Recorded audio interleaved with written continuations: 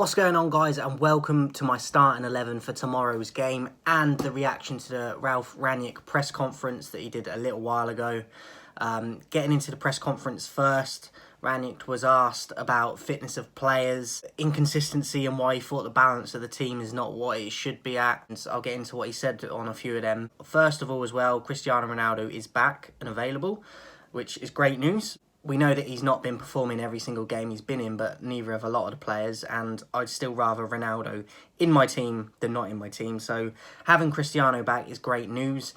Secondly, Shaw obviously had an injury recently, and he said that Rangnick said that Shaw will be out for at least 2 to 3 weeks. He's actually having an operation tomorrow to remove bolts from his leg from a previous injury, which just sounds horrific, and that is probably a minimum of 3 weeks he'll be out, probably longer.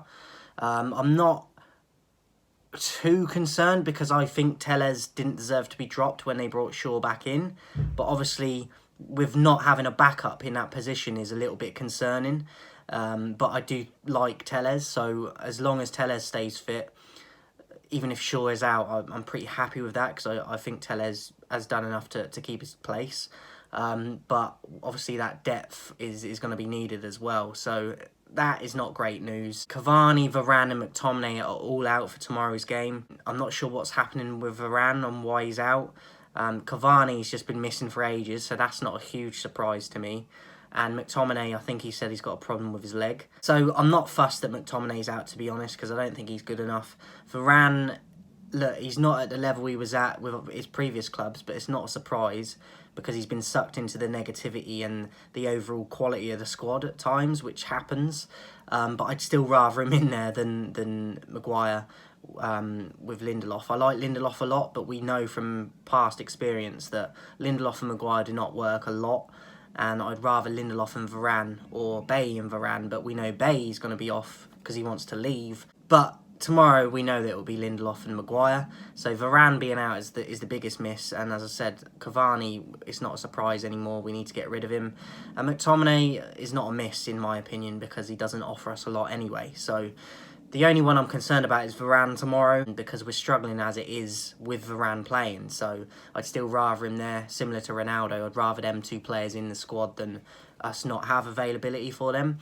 And also, it was asked on why the balance of the squad is not, in terms of attacking and defending, why he thinks that it's not working and they're not getting the consistency and results that they should be. And he said that a lot of it is due to they've been missing strikers for a long time. Obviously, he didn't mention his name, but Greenwood obviously being a wide forward, and we all know what's going on with him. He's been out for ages now. Cavani's been out missing for ages, and he's been having injury problems as well. Ronaldo, injury problems here and there, and obviously Martial is not available because he's out with Sevilla. That was his main point of why we are struggling with the inconsistency and the balance between your defence and the attack and getting results, and because we've been lacking strikers basically, which is correct. But like I said in a previous video, I'd like to see a youth player get brought in as a youth striker. I know it's not going to be like having Ronaldo up top, but if they're not going to play Rashford, who I don't think deserves to be playing at the moment anyway, I'd like to see a youth product being given a chance, even if it's half a game up top as a striker, because we don't seem to be favouring any youth anymore. If you look at Pep and you look at Klopp, they both give youth a lot of chance, and I don't think we're doing anywhere near what we should be with the youth. So that would be my argument with that, but he's not wrong either. We have been missing all these strikers, but there is answers to it. But you have to be willing to take a risk. I'm not saying it's going to work, but it would still be nice to try that, and so you can at least tick that one off and say, well, I've explored that avenue, even if it doesn't work. So that is pretty much the gist of the press conference. As far as my starting lineup, I would go with David De Gea in goal. I'd go with Dalot at right back. I'd go Lindelof. Look, I would have Bailly and Lindelof, but if Bailly is not interested anymore, then you have to put Maguire in. But I would go with Bailly and Lindelof and Telles, but he will go with Lindelof and Maguire. Then I would go Fred and Pogba in the midfield, Sancho on the right, Elanga on the left, Bruno at 10 and Ronaldo up top. I think Bruno really needs to change his season around it, and I don't think he's going to. But the problem is, if you put Lingard in for him, he's not been performing. If you put Mata in, he's not played for ages, and how long can he play? We haven't got that depth, and that's the problem, because even though Bruno's been terrible for a while now, we haven't got anyone to replace him in that position. So it's a problem. So I would go with Bruno, Sancho on the right, Elanga on the left, and Ronaldo up top. That would be my lineup. I think McTominay being out is not a miss for us, as I said. Varane is the big one for me, and Cavani, as I said, we've got used to not having him available. So, but there's still a problem there, because we have no backup striker for Ronaldo now. If we need to take him off, if he gets injured, or we just want to rest him, if by the odd chance we're winning 2 or 3-0, then you have a chance to rest him. And unless you put a Lingard on in his position and put someone as a false 9, what are we going to do? So there is problems still. There's a lot of problems. Everton obviously struggling in the relegation zone. They're going to be hungry and up for this, and going to Goodison is going to be very difficult. I think it's going to be a tight game. And I've actually gone for a draw. I think that I've actually gone 0-0.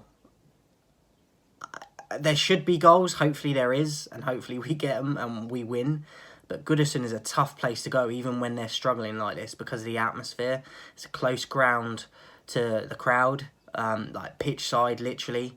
It's a very tight ground, and the atmosphere is phenomenal, and they give it a lot to the away players and supporters and the manager. So it's going to be a real tough test, even though they're struggling. But because they're struggling so much, that fight is going to be there.